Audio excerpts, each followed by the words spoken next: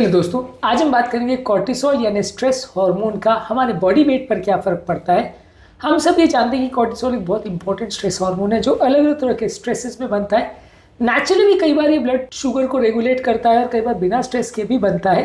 Adrenal gland इसे naturally बनाते हैं, बहुत सारे इसके काम है। मेटाबॉलिज्म में बहुत रोल प्ले करता है, लेकिन बॉडी वेट मैनेजमेंट में इसका क्या रोल है, इसको डिस्कस करना जरूरी है, क्योंकि बहुत सारी ऐसी बीमारियां हैं जहाँ कॉर्टिसोल के ज़्यादा होने की वजह से बॉडी वेट पर इफेक्ट पड़ता है। इस एस्पेक्ट को डिस्कस करना ज़रूरी है, क्योंकि अक्सर लोग बॉडी वेट मैनेजमेंट में स्ट्रेस के रोल को भूल जाते हैं, कॉर्टिसोल के रोल को भूल जाते हैं, जिसे याद दिलाना आज के टॉपिक का पर्पज़ है। टॉपिक पर जाने से पहले जो लोग हमारे चैनल पर नए हैं उन्हें रिक्वेस्ट करूंगा कि चैनल को सब्सक्राइब करें, वीडियोस को लाइक करें, शेयर करें, फॉलो करें, कमेंट करें, पूरा देखें। टॉपिक इंपॉर्टेंट है, इसे एंड तक देखिएगा। चलिए शुरू करते हैं।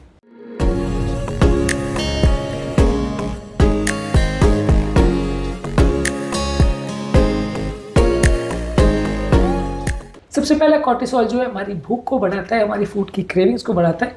कॉर्टिसोल बेसिकली एक स्ट्रेस हार्मोन है और इस टाइम पे बॉडी कभी भी ये नहीं चाहती कि बॉडी में कोई कैलोरी की डेफिसिट हो। जब भी बॉडी किसी स्ट्रेस में होती है, ये खराब सिचुएशन में होती है, तो वैसे टाइम पे बॉडी अपनी एनर्जी लेवल्स को हाई रखना चाहती है, ताकि ओवरऑल आप स्ट्रेस के लिए प्रिपेयर्ड रहो और उस समय आपकी बॉडी कैलोरी डिप्राइव नहीं हो। बेसिकली स्ट्रेस हार्मोन्स का फाइट और फ्लाइट रिस्पॉन्स होता है, यानी जो भी खतरा सामने दिखे उससे या तो लड़ जाओ या भाग जाओ। दोनों ही काम के लिए एनर्जी चाहिए होती है। अगर आपको खतरे से लड़ना है, जैसे मान लीजिए सामने शेर अगर आ गया, तो आपको या तो उससे लड़ना पड़ेगा या भागना पड़ेगा। यदि आप उससे लड़ना चाहते हो तो भी एनर्जी लगेगी, और यदि आप उससे भागना चाहते हो तो भी एनर्जी लगेगी।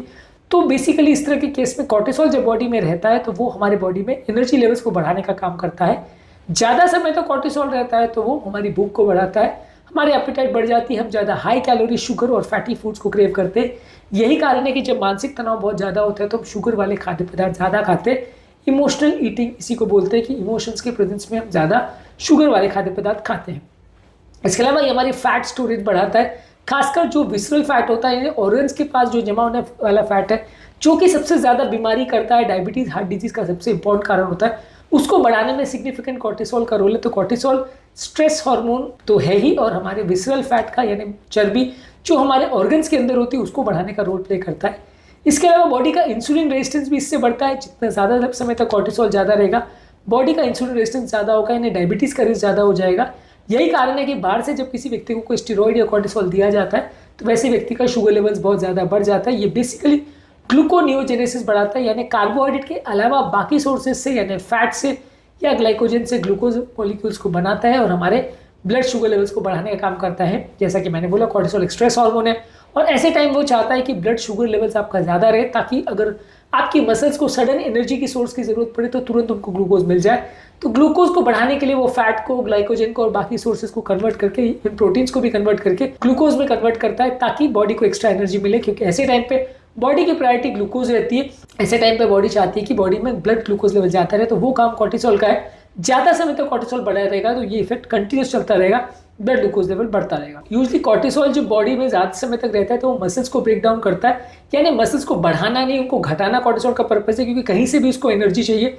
तो कॉर्टिसोल अगर लंबे समय तक बॉडी में ज़्यादा रहेगा तो मसल ब्रेक डाउन होगा, जिससे हमारा बॉडी का मेटाबॉलिज्म कम हो जाएगा। क्योंकि ये जो मसल्स बॉडी में रहते हैं ये बेसिकली ग्लूकोज यूटिलाइजेशन को बढ़ाते हैं, यानी ग्लूकोज की जो बॉडी में रिक्वायरमेंट है उसको बढ़ाते हैं। जितना ज़्यादा बॉडी में मसल रहेगा उतना वो बहुत ज़्यादा ग्लूकोज को कंज्यूम करते हैं। तो जब बॉडी में कॉर्टिसोल बहुत ज़्यादा मात्रा में रहेगा तो मसल टूटते जाएगा, आपकी मसल्स वीक होती जाएगी और आपका ब्लड ग्लूकोज लेवल बढ़ता रहेगा, आपकी ओवरऑल मेटाबॉलिज्म स्लो हो जाएगा। यही कारण है कि 1000-1500 कैलोरी खाने के बाद भी आपका वजन बढ़ेगा, जबकि नॉर्मल सर्कमस्टांस में आदमी का मेटाबॉलिज्म अगर 2000 कैलोरी है तो कॉर्टिसोल ज़्यादा होने से आपका मेटाबॉलिज्म कम हो जाएगा और आपकी रिक्वायरमेंट 1500 हो जाएगी। यही कारण है कि ज़्यादा स्ट्रेस होने की वजह से आप जब डाइटिंग भी करते हो तो इफेक्टिव नहीं हो पाता। इसके अलावा ये हमारी स्लीप को भी डिस्टर्ब करता है। ज़्यादा मात्रा में कॉर्टिसोल होने से हमारा स्लीप पैटर्न खराब हो जाता है, और ज़्यादा स्लीप डिस्टर्ब होने से बॉडी में स्ट्रेस हार्मोन्स बढ़ता है। ग्रेलिन जो भूख बढ़ाता है वो हार्मोन बढ़ता है, और लेप्टिन जो भूख शांत करने वाला हार्मोन है वो कम हो जाता है, जिसकी वजह से ज़्यादा बार भूख लगती है, ज़्यादा खाने की इच्छा होती है और इससे फैट स्टोरेज बढ़ता है, इससे हमारा बॉडी का वजन बढ़ता है। इसके अलावा ज़्यादा मात्रा में कॉर्टिसोल होने से हमारे बॉडी में पानी भी भर जाता है, जिसकी वजह से भी कई बार वेट फ्लक्चुएशन ज़्यादा होते हैं। तो stress hormones temporary weight gain का भी इंपॉर्टेंट रोल प्ले करता है। इनकी वजह से बॉडी में वाटर रिटेंशन होता है, जिसकी वजह से वजन बढ़ता है। तो बेसिकली कॉर्टिसोल जो है एक इंपॉर्टेंट हार्मोन है जो कई तरह से हमारे बॉडी में वजन बढ़ाने का काम करता है, मसल्स को कम करता है, वजन बढ़ाता है, फैट को बढ़ाता है, डायबिटीज़ बढ़ाता है। इसको कम करने के लिए आप मानसिक तनाव को कम रखिए, योगा, प्राणायाम, डीप ब्रीथिंग एक्सरसाइज, माइंडफुलनेस, ये सब करके आप मेंटल स्ट्रेस लेवल को कम कर सकते हैं। रेगुलर एक्सरसाइज करके आप अपने कॉर्टिसोल लेवल को कम कर सकते हैं। रेगुलर एक्सरसाइज करने से कॉर्टिसोल आपका कम होता है। बहुत ज़्यादा एक्सरसाइज करने से कॉर्टिसोल टाइमिंग बढ़ जाता है, पर रेगुलर एक्सरसाइज करने से कॉर्टिसोल लेवल को कम करने में मदद मिलती है। एक बैलेंस्ड और संतुलित आहार लेंगे तो हमारे ओवरऑल मसल का मास भी बेटर रहेगा और बॉडी में जो प्रोटीन की कमी हो जाती है वो भी कम हो जाएगी। और अच्छी क्वालिटी की 7 से 9 घंटे की स्लीप लेने से भी हमारे कॉर्टिसोल लेवल और हंगर और सैटिस्फैक्शन के हार्मोन जो है वो भी बेटर वे में वर्क कर पाते हैं।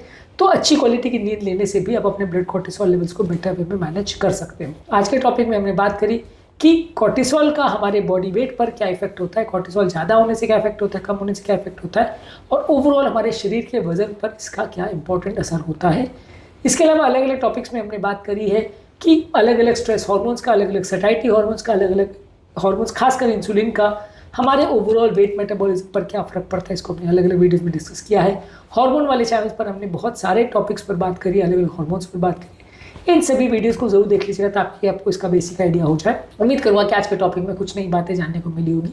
जो लोग हमारे चैनल पर नए हैं उन्हें रिक्वेस्ट करूँगा कि चैनल को सब्सक्राइब करें, वीडियोज़ को लाइक करें, शेयर करें, फॉलो करें, कमेंट करें, पूरा देखें। Thank you.